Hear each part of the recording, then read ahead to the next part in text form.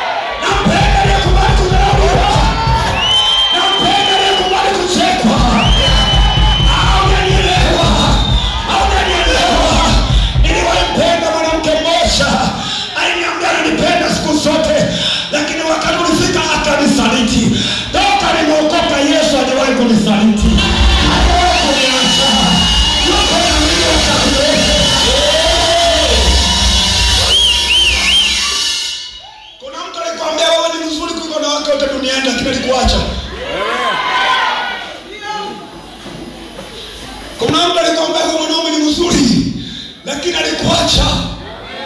Amen. Sikiliza, Yesu, uwe na hela na kupenda, usiwe na hela na kupenda. Uwe na kupenda, usiwe na kupenda. Anakupenda asubuhi, anakupenda jioni.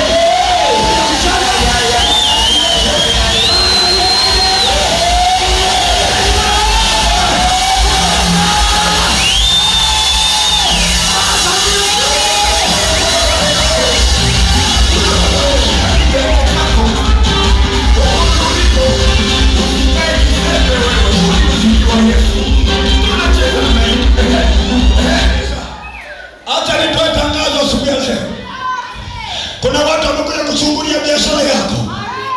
Kuna watu walijuta kufa leo wamekuja kukuchungulia. Lakini wana wameamuka. Walijua biashara ikakufa. Wanaona imefufuka.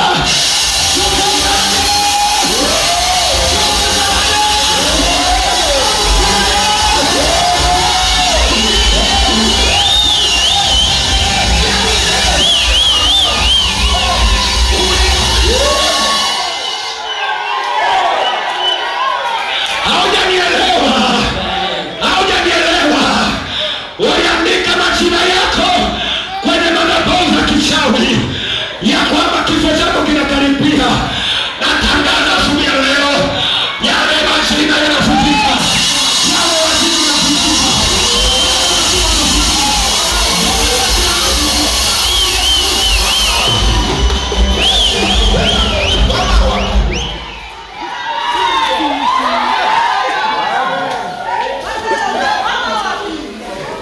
Watu walimba tulimuka tema Yesu. Tukinoma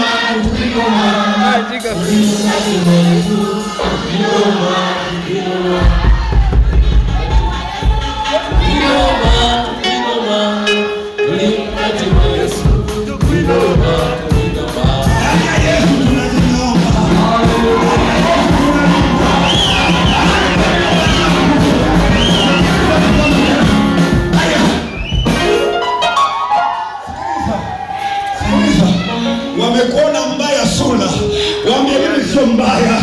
Biblia inasema ya kwamba Mungu akasema mwanadamu na mfano. Wakristo wameaswa kujifunza zaidi juu ya suala la utoaji, kwani ndiyo misingi ya baraka za Mungu na kufunguliwa, sio tu katika kufunga na kuomba. Tupate undani wa habari hii. Hayo yamesemwa na mtumishi wa Mungu Ayubu Mwakalisa alipokuwa katika kufundisha katika madhabahu ya Mungu ya kanisa la EAGT Mlima Njiwa.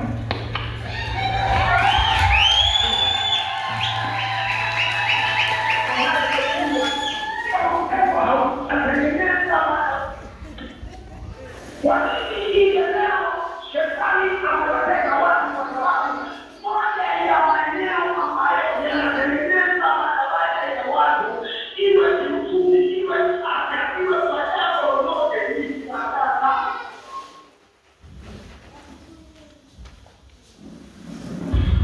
Na mara baada ya ibada hiyo, waumini nao wakawa na haya ya kusema.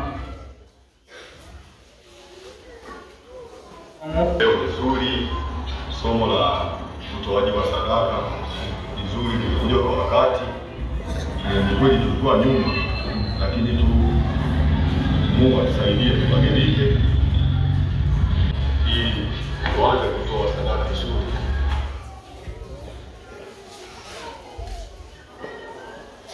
Nikiripoti kutoka kanisa la EAGT Mlima Njiwa, Mlima wa Mungu, mimi ni Emmanuel Bible FM. Naam,